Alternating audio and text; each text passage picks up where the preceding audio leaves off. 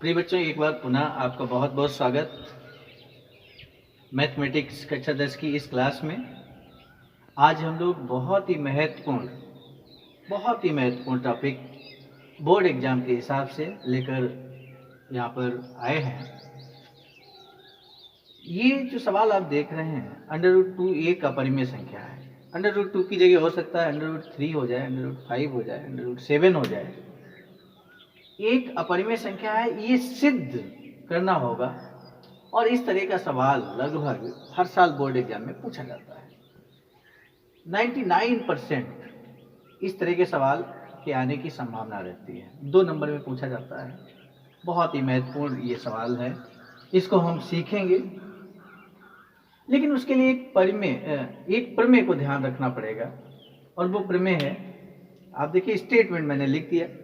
इस प्रमेय का प्रूविंग भी हम लोग कर सकते हैं, प्रूफ भी कर सकते हैं, लेकिन चूंकि प्रूविंग बोर्ड एग्जाम के सिलेबस में नहीं है इसलिए हम उसकी बात नहीं करेंगे, लेकिन इस स्टेटमेंट का यहाँ पे इस्तेमाल होगा, इसलिए इस प्रमेय को हमने सामने लिखा हुआ है।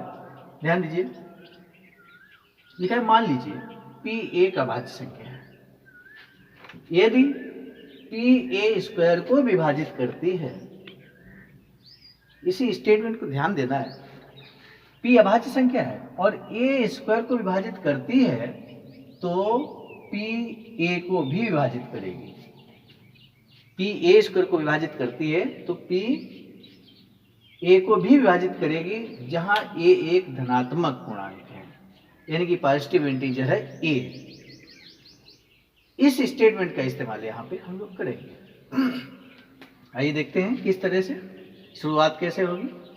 प्रूफ पे चलेंगे। बड़ा अच्छा सवाल है, इंटरेस्टिंग क्वेश्चन है। अब देखिए क्या लिखा है, √2 एक अपरिमेय संख्या है, ये हमें प्रूफ करना है।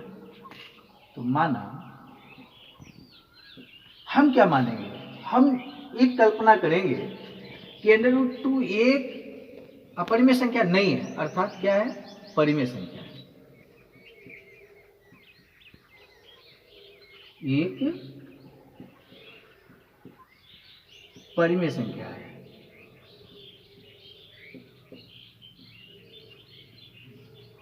मतलब जो यहाँ पर हमने परिकल्पना की है वो बिल्कुल अपोजिट करेंगे हर सवाल में। जैसा इस तरह का जो भी सवाल होगा, चाहे √3 हो, √4, √5 हो, √7 हो, कोई भी इस तरह का सवाल होगा, उसमें हम अपोजिट परिकल्पना करेंगे।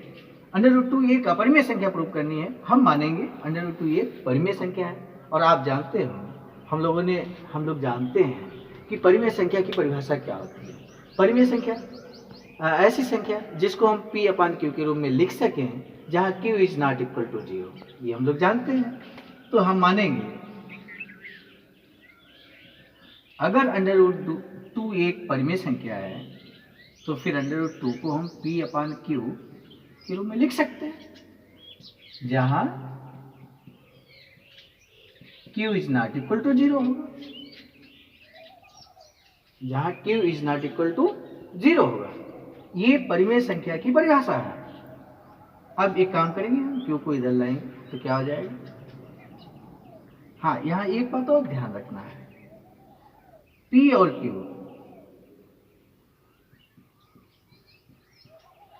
Q सह अभाज्य संख्या होगी।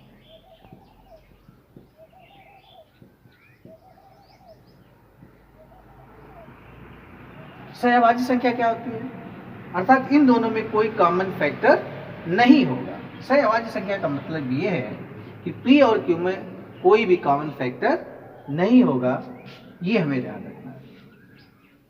अब चलिए आगे बढ़ते हैं। Q को हम इधर लाएंगे तो क्या हो जाएगा, Q √2 is equal to P हम लिख सकते हैं। अब एक काम करेंगे, स्क्वायरिंग बोथ साइड, यानी कि दोनों तरफ हम स्क्वायर करें तो दोनों तरफ स्क्वायर करेंगे, क्या मिलेगा, आप देखिए, इसका स्क्वायर करेंगे 2 रह जाएगा और ये हो जाएगा Q², यानी कि 2Q² is equal to P²। दोनों तरफ स्क्वायर किया तो ये वैल्यू आएगी। इस वैल्यू का मतलब क्या है, यहाँ 2 गुणे में है, 2 को उधर ले जाएंगे तो बटे में हो जाएगा, तो इसका क्या मतलब है कि 2 जो है P² को विभाजित कर रहा है। इसको हम यहाँ लिख सकते हैं 2 पी स्क्वायर को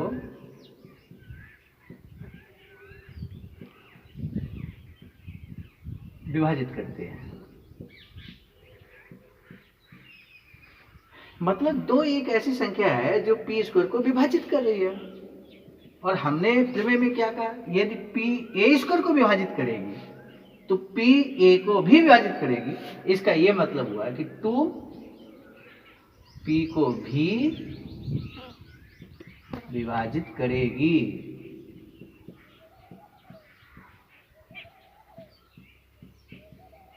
बात क्लियर हुई? ये प्रमेय से, ये प्रमेय जो हम लोगों ने अभी ऊपर स्टेटमेंट लिखा हुआ है उसका इस्तेमाल किया, हम लिख देंगे प्रमेय से।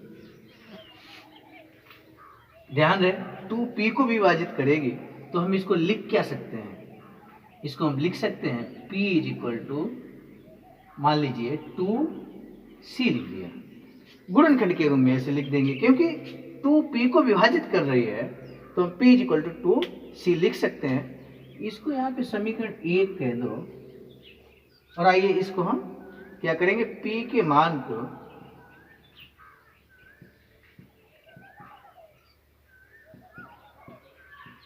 समीकरण 1 में रख दो। समीकरण 1 में रखने पर क्या हो जाएगा, आइए देखिए, two Q square is equal to ये हो जाएगा two C two C square, ऐसा लिख सकते हैं।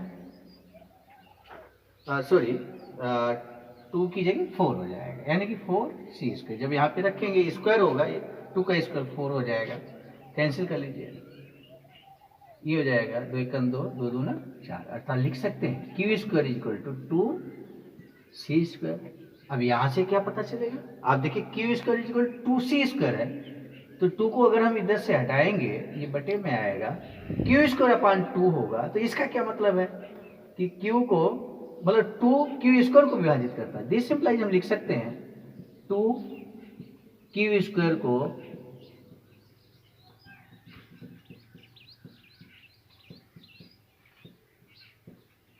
विभाजित करता है, 2 क्यू स्क्वायर को विभाजित करता है। तो प्रमेय फिर एक बार देख लीजिए, पी ए स्क्वायर को विभाजित करती है तो पी ए को भी विभाजित करेगी, यानी कि 2 क्यू को भी विभाजित करेगी, विभाजित करेगी। इसका ये मतलब हुआ कि यहां पर हमने कहा 2p को विभाजित करेगी, यहां कह रहे हैं 2q को विभाजित करेगी। इसका सीधा मतलब हुआ कि p और q, p और q सहअभाज्य नहीं है, सहअभाज्य नहीं है। ये रिजल्ट पे हम लोग पहुंचे हैं, P और Q सहअभाज्य नहीं है। और अब हम आगे बात करेंगे लास्ट स्टेप पे।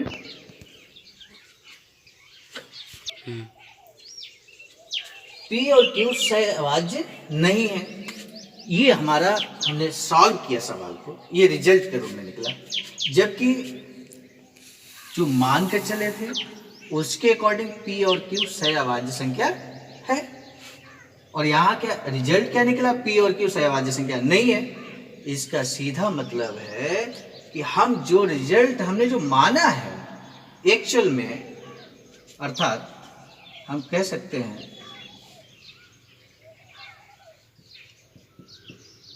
हमारी परिकल्पना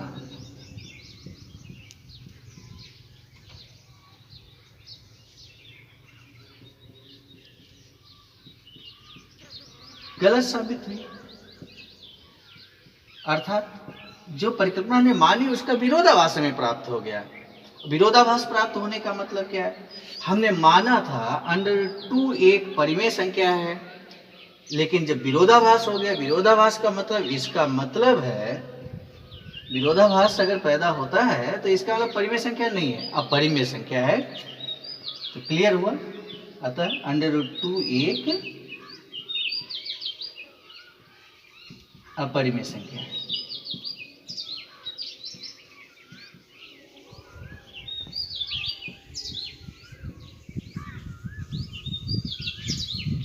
ये सवाल कुछ स्पेशल तरह से, इस तरह से हम लोग प्रूव करेंगे।